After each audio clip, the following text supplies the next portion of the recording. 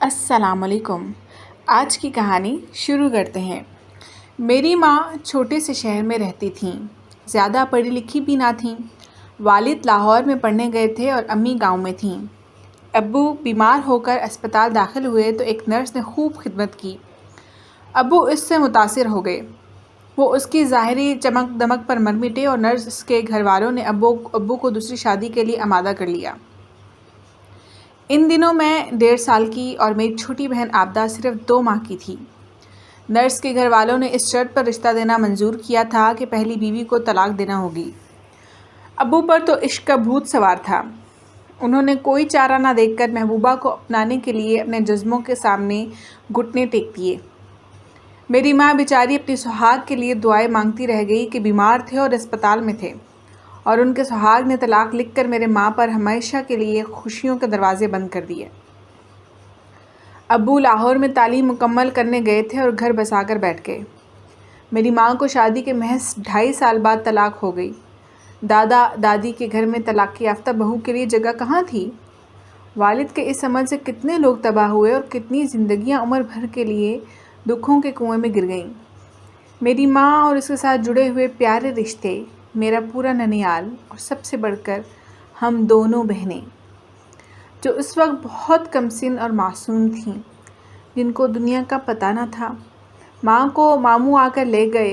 ہم دونوں بہنیں اتنی چھوٹی تھیں کہ ماں کے بغیر رہنا مشکل تھا، لہٰذا ہم بھی ماں کے ہمراہ تھے۔ 2 سال تک ہمارے والد محترم کو نئی دلہن کا نشہ رہا اور انہوں نے پلٹ کر ہماری خبر نہ لی۔ اس دوران میرے چاچا لاہور گئے اور ابا کے گھر قیام کیا۔ ان کو دادی نے والد کی خیریت معلوم کرنے کو وہاں بھیجا تھا۔ بھابھی نرس نے چچا کو دیکھتے ہی فوراً اپنی 17 برس کی بہن کو گھر بلوا لیا، جو میٹرک پاس اور خوبصورت بھی تھی۔ اس تیز ترار لڑکی نے ایسا چاچا کا من اپنی منموہنی باتوں سے گھیرا کہ یہ معرکہ شادی کے خوشگوار انجام کو پہنچا۔ اب دونوں بہنیں دونوں بھائیوں کے گھر تھیں۔ ان دونوں میں دادی سے ملنے ددیال آئی ہوئی تھی۔ باپ کی جب مجھ پر نظر پڑی تو ان کو خیال آیا کہ 2 بچیاں بھی ان کی پہلی شادی کی بدنصیب نشانیاں ہیں۔ دادی سے انہوں نے مشورہ کیا اور میری ماں کو کہلوا بھیجا کہ ہماری لڑکیاں واپس کر دو، ہم خود ان کی پرورش کر لیں گے۔ ماموں میری ماں کی دوسری شادی کرنا چاہتے تھے، وہ بھی ہم سے چھٹکارا پانا چاہتے تھے کیونکہ ہم 2 معصوم جی ماں کی شادی میں سب سے بڑی رکاوٹ تھے۔ انہوں نے امی کو مجبور کر دیا کہ جب ہم تم کو بے قصور طلاق دی ہے تو بچیاں بھی خود پالیں، ہم کیوں ان کی ذمہ داری لیں؟ ماں تو بھائیوں کے رحم و کرم پر تھیں، ان کے پاس رہنے کا اور کون سا ٹھکانہ تھا؟ گرچہ یہ دکھوں کی ماری اپنی معصوم کلیوں کو کب ممتا کی آغوش سے جدا کرنا چاہتی تھیں، مگر ظلم سے مجبور ہو کر مجھے دادی کو دے دیا۔ تاہم میری چھوٹی بہن نے تو ابھی چلنا اور بولنا بھی نہ سیکھا تھا، لہٰذا رو پیٹ اور منت سماجت کر کے امی نے اس کو ددیال کے سپرد نہ کیا۔ یوں ایک بیٹی ماں کے حصے میں آئی، دوسری باپ کے حصے میں۔ میں اپنی ماں سے چھوٹی عمر میں جدا ہوئی تھی۔ اس وقت کا دکھ ایسا تھا کہ الفاظ میں بیان نہیں کر سکتی۔ میرے تیسرے چاچا کی بھی شادی ہو چکی تھی۔ 2 چاچا اور ان کی بیگمات دادی جان کے پاس رہ گئیں۔ ابو کو لاہور میں ملازمت مل گئی اور وہ نرس بیوی کے ہمراہ لاہور میں ہی قیام پذیر ہو گئے۔ میں اب پھوپھیوں اور چچیوں کے رحم و کرم پر تھی۔ جب چھوٹی سی تھی دادی ماں کی محبت دیتی تھی، اس محبت کے سہارے بچپن کاٹ دیا، مگر ایک چچی کے باورچی خانے اور ان کے بچوں کے ساتھ جا بیٹھتی۔ وہ دھتکارتے تو دوسری کے پاس، اور وہ سب جب مجھے لاوارثوں جیسا سلوک کرتے تو روتی ہوئی دادی سے جا چمٹتی۔ شروع میں تو دادی نے بڑا پیار دیا اور خصوصی توجہ دی، مگر جوں جوں بڑی ہوتی گئی پیار میں کمی آتی گئی۔ گھر میں سبھی بچے ماں باپ والے تھے، اس لیے ان کو مجھ پر فوقیت تھی۔ میں گھر میں سب سے زیادہ فالتو بچہ بن کر رہ گئی تھی۔ روتے دھوتے بچپن بیتا، بڑی ہوئی چچیوں پھوپھیوں کو مفت کی نوکرانی ہاتھ آ گئی۔ سارے گھر کا کام میرے ہی ذمہ تھا۔ چچا زاد بھائی بہنیں اسکول چلے جاتے اور میں گھر کا کام کرنے کو اکیلی رہ جاتی۔ پہلے میں بھی اسکول جاتی تھی، پڑھنے میں بڑی ہوشیار تھی، ہر سال کلاس میں اول آتی۔ پھر مجھے ذہین طالبہ ہونے کی وجہ سے اسکول کی طرف سے وظیفہ ملنے لگا۔ 8ویں میں تھی جب ابا اور ان کی بیوی دادی سے ملنے گاؤں آئے۔ سوتیلی ماں نے دادی اور ابا کے کان بھرے کہ لڑکی کو پڑھا کر کیا کرنا ہے، گھر رہ کر خانہ داری سیکھ لے، یہی اچھا ہے۔ چاچی نے بھی سوتیلی ماں کی ہاں میں ہاں ملائی۔ دادی نے بہوؤں کے دباؤ میں آ کر مجھ کو اسکول سے اٹھا لیا۔ مجھے دوسری بار شدید صدمہ ہوا۔ پہلے ماں سے جدائی کا دکھ، دوسرا یہ صدمہ کہ میں شدید بیمار ہو گئی۔ ہمارے پڑوس میں میری ہم جماعت عافیہ رہتی تھی۔ وہ میری قابل اعتبار سہیلی تھی۔ جب میں اسکول نہ گئی تو وہ میرے پاس آئی، مجھے سمجھایا تمہاری چچیاں دراصل دن رات تم سے اپنے کام کروانا چاہتی ہیں، تبھی ان کو تمہارا اسکول جانا کھل رہا ہے۔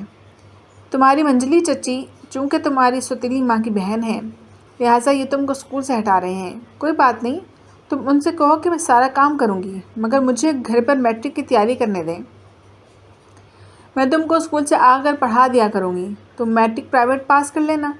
میں نے سوچا عافیہ ٹھیک کہہ رہی ہے، میرے اسکول جانے سے ان کا کام پڑا رہتا ہے۔ میں نے رونا دھونا ختم کیا اور عافیہ میرے لیے کتابیں لے آئیں۔ خود ہی دل لگا کر گھر پر پڑھنا شروع کر دیا۔ سال گزر گیا۔ جب امتحان میں 2 ماہ رہ گئے تو لامحالہ مجھے اپنی پڑھائی پر زیادہ توجہ دینے کی ضرورت محسوس ہوئی۔ چچیوں نے شور مچا دیا کہ یہ حرام ہو گئی ہے، گھر کا کام نہیں کرتی، کام سے بچنے کے لیے جھوٹ موٹ کتابوں کا سہارا لیتی ہے۔ میں دن کو کام کرتی اور رات کو پڑھنے بیٹھتی تو کہتی بجلی دیر تک جلتی ہے، زیادہ خرچ آتا ہے، آ کر بجلی بند کر جاتی۔ آخر ایک روز انہوں نے میری کتابیں اٹھا کر پھاڑ ڈالیں اور میرا تعلیم حاصل کرنے کا خواب ادھورا رہ گیا۔ میٹرک کا امتحان تو نہ دے سکی، مگر اس غم میں نیم پاگل ضرور ہو گئی۔ رنگ جل کر سیاہ ہو گیا، حالانکہ میری صورت اچھی بھلی تھی۔ چارپائی پر پڑی زندگی میں پہلی بار اپنے باپ کا خیال کیا، ان کو اپنے دکھوں کا چارگر سمجھ کر خط لکھا کہ اب ظلم کی انتہا ہو چکی، ابا جان آپ مجھے لے جاؤ، میں اب آپ کے پاس رہوں گی۔ ابا جان کو بھی میرا خیال آ ہی گیا۔ خط ملتے ہی وہ چلے آئے، مجھے اپنے پاس لاہور لے گئے۔ ان دنوں میں والد کے گھر آ کر بہت خوش تھی۔ اب تک ماں کے پیار کو ترستی تھی تو باپ نے بھی اپنی شفقت سے محروم ہی رکھا تھا۔ یہاں آ کر یہ احساس تو ہوا میں ہوا کہ اپنے ابا کے گھر میں ہوں، کسی کی نوکرانی نہیں کہ اگر کام نہ کیا تو کھانا نہ ملے گا۔ ابو نے چند دن بہت پیار دیا، کپڑے لائے، نئے جوتے خرید کر دیے، جب دفتر سے آتے سیدھے میرے پاس آ جاتے۔ سوتیلی ماں جو بلا شرکت غیر مالک تھی، اب یہ محبت کی تقسیم کیسے برداشت کرتی؟ اس نے اپنی بہن یعنی میری چچی کو لاہور آنے کا سندیشہ دیا۔ ایک ماہ بھی خوشی کا نہ گزرا تھا کہ چچی آ گئیں۔ پھر تو سوتیلی ماں نے خوب جھگڑا کیا کہ باپ کیوں بیٹی کو اس قدر چاہت ہے، ان کے یہی لچھن رہے میرا گھر ٹوٹ جائے گا، میں خود اس گھر کو چھوڑ کر چلی جاؤں گی۔ ابو اس جھگڑے سے بھوکلا گئے اور بیوی کو مارنے پیٹنے بتل گئے۔ جب چچی نے ان کو روکا اور مجھے علیحدگی میں سمجھایا کہ کیوں باپ کا سکون خراب کرتی ہے، واپس چل میرے ساتھ اور ان کو سکون سے رہنے دے، بسنے دے، ورنہ تیری وجہ سے تیرے باپ کا گھر اجڑ جائے گا اور تیری 2 چھوٹی بہنیں بھی تیری طرح دکھوں کے کنویں میں گر جائیں گی۔ میں نے اپنی معصوم چھوٹی بہنوں کو دیکھا جو سوتیلی ماں سے تھیں، ان کے پیارے سے چہروں پر مجھے ترس آ گیا۔ خود میں ایسا دکھ جھیل چکی تھی کہ جس کو الفاظ میں بیان نہیں کیا جا سکتا۔ چچی کی بات مان لی، ابا نے بہت روکا، مگر میں ان کے گھر سے سکون کی خاطر واپس چچی کے ساتھ گاؤں لوٹ آئی۔ یوں دونوں بہنوں کی چال کامیاب رہی۔ دادی کے گھر پہنچتے میرے لیے وہی حل، وہی پنجابی، مگر نفرتیں دو چند ہو چکی تھیں۔ ہر کوئی یہی طعنہ دے رہا تھا کہ ہوا ہی باپ کے پاس، جو سگے باپ کے گھر نہ رہ سکتی وہ یہاں کیا رہے گی۔ میں خاموشی سے ہر ایک کا طعنہ سنتی اور غلاموں کی طرح سر جھکا لیتی، کبھی اف نہ کی۔ میرا ایک چچا زاد بھائی میری حالت پہ کرتا تھا، اس کو مجھ سے ہمدردی تھی، مگر وہ گھر والوں کے ڈر کی وجہ سے اظہار نہ کرتا تھا۔ ایک روز اس نے مجھے کہا، چند دن ان کے ظلم کو سہ لو، آخر تو اس شب کا سویرا ضرور ہوگا۔ زندگی میں صرف تاریکی ہی نہیں ہوتی، روشنی بھی ہوتی ہے۔ میں اس بات کا مطلب نہ سمجھ پائی تو ہی اپنے ہمدرد کزن کو کوئی جواب نہ دیا، مگر وہ میری خاطر اپنا مستقبل بنانے میں کوشاں ہو گیا۔ منیر خوب دل لگا کر پڑھ رہا تھا، جلد ہی وہ برسر روزگار ہو گیا۔ اس کی لیاقت و قابلیت دیکھ کر چھوٹے چچا نے اس کو داماد بنانے کا ارادہ کر لیا۔ وہ مگر مجھ سے شادی کر کے زندگی کے سب سکھ میری جھولی میں ڈالنا چاہتا تھا۔ اس نے بھرپور مخالفت کی، مگر کسی نے اس کی نہ سنی۔ سب نے اس کو کہا کہ تم بے وقوف ہو کہ نگت کے ساتھ بیاہ رچانے چلے ہو، جو منحوس اور ان پڑھ ہے۔ چھوٹے چچا کی لڑکیاں سب کی سب بڑے شہر جا کر کالجوں کی پڑھائی کر کے آئی تھیں۔ غرض بزرگوں نے ایسا گھیرا منیر کے ڈالا کہ اس کو ان کی مانتے ہی بنی، اور چھٹے چچا کی منجلی لڑکی شکیلہ سے اس کا بیاہ کر دیا گیا۔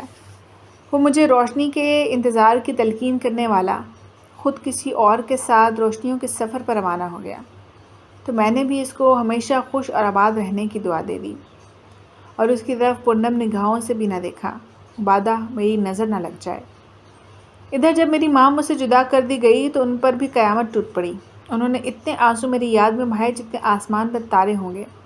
عابدہ میری چھوٹی بہن جو شیر خوار تھی، وہ جب 5 سال کی ہو گئی تو ماموں نے میری ماں کا عقد ثانی کرا دیا۔ وہ اپنی 5 سال کی بچی کو بھی ضد کر کے ساتھ لے گئیں کیونکہ ممانیاں بھی میری بہن کو رکھنے پر آمادہ نہ تھیں۔ یہاں ستیلے باپ نے میری بہن کے ساتھ بے رحمی کا سلوک کیا۔ وہ دروازے سے باہر دالان میں بیٹھی روتی رہتی اور ماں اندر باپ کے پاس سسکتی رہتی۔ بیٹی کو کمرے میں نہ سلا سکتیں کہ اس کی موجودگی شوہر کی عیش پسندی میں حائل ہوتی تھی۔ تبھی میری بہن ہر وقت ستیلے بھائی کی نفرت کا نشانہ بنتی۔ وہ ایک ایسا کانٹا تھی کہ جو نکالا نہ جا سکتا تھا۔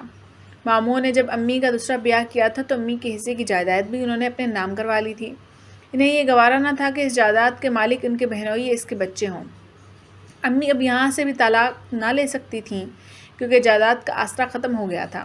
ان کو اس شخص سے ہر صورت میں سمجھوتا کرنا ہی تھا۔ شادی کے 1.5 سال بعد امی کو پھر سے ایک بیٹی پیدا ہوئی۔ جو ہی ہمارا سوتیلا باپ صاحب اولاد ہوا، اللہ تعالیٰ نے اس کے دل میں رحم ڈال دیا۔ اس نے اس کے بعد میری بہن عابدہ کو کوئی تکلیف نہ دی اور نہ کبھی مارا پیٹا، بلکہ اپنی بیٹی سے بھی بڑھ کر جانا۔ امی کو اپنے دوسرے شوہر سے 2 لڑکیاں اور 2 بیٹے ہو گئے اور جوں توں کر کے زندگی کے دن بسر کرنے لگیں، مگر میرے اس ستیلے باپ کی عمر بہت کم تھی۔ جلد ہی امی بیوہ ہو کر پھر سے بھائیوں کے در پر آ گئیں۔ اس بار وہ 5 بچوں کا بوجھ ساتھ لائی تھیں۔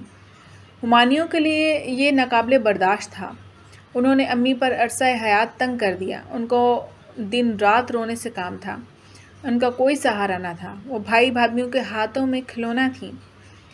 میرے ایک ماموں کے ذہن میں بہن سے چھٹکارا پانے کی ترکیب آئی۔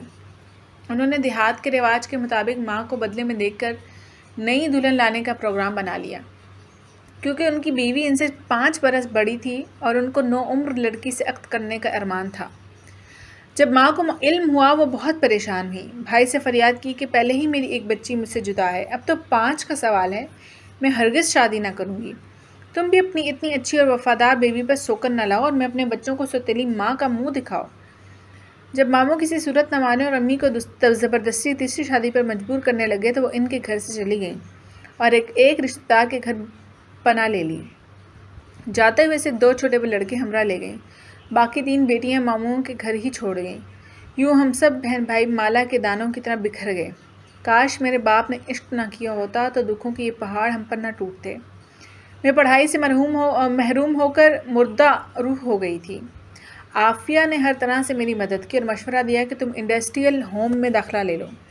گرچہ گھر والوں نے اس امر کو ناپسندگی کی نظر سے دیکھا، مگر میں نے پہلی بار ان کی پرواہ نہ کی۔ ان کا سلوک میرے ساتھ کون سا اچھا تھا؟ جب میں نے اپنا فیصلہ نہ بدلا، گھر والوں نے میرا کھانا پینا بند کر دیا۔ عافیہ نے کہا، جب تک خود کو اپنے پیروں پر کھڑا نہ کرو گی، غلامی کی زندگی سے نجات نہ ملے گی۔ انڈسٹریل ہوم میں جو کام آتا ہے وہ اجرت پہ لے لیا کرو۔ اپنا خرچہ خود برداشت کرنا سیکھو اور رشتہ داروں کی غلامی کا توق گلے سے نکال پھینکو۔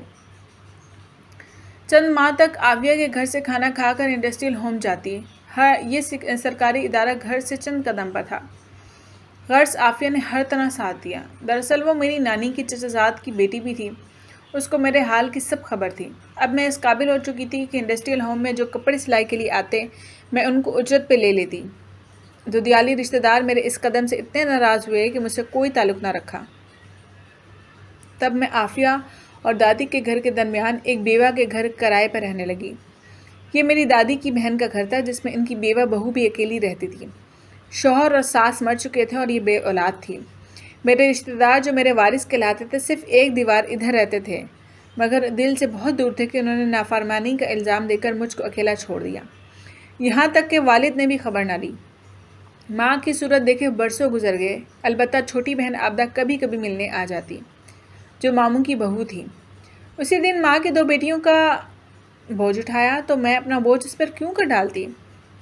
تنہا زندگی کا بوجھ اٹھاتے اٹھاتے کبھی تو ہمت جواب دے جاتی تھی۔ دن رات لوگوں کے آرڈر لیتی، خود کو سلائی کڑھائی میں مشغول رکھتی کہ دکھ یاد نہ آئے، مگر دکھ پھر بھی یاد آتے اور ہمت جواب دے جاتی۔ تب اتنا روتی کہ ایسا آنسو بن جاتی جس کو کوئی پوچھنے والا نہ ہوتا۔ ایک دن میں ایسے ہی تنہا بیٹھی رو رہی تھی کہ ایک شناسا آواز پر چونک اٹھی۔ میں نے سر اٹھا کر دیکھا، منیر سامنے کھڑا تھا۔ اپنی آنکھوں پر یقین نہ آیا۔ منیر، یہ تم ہو؟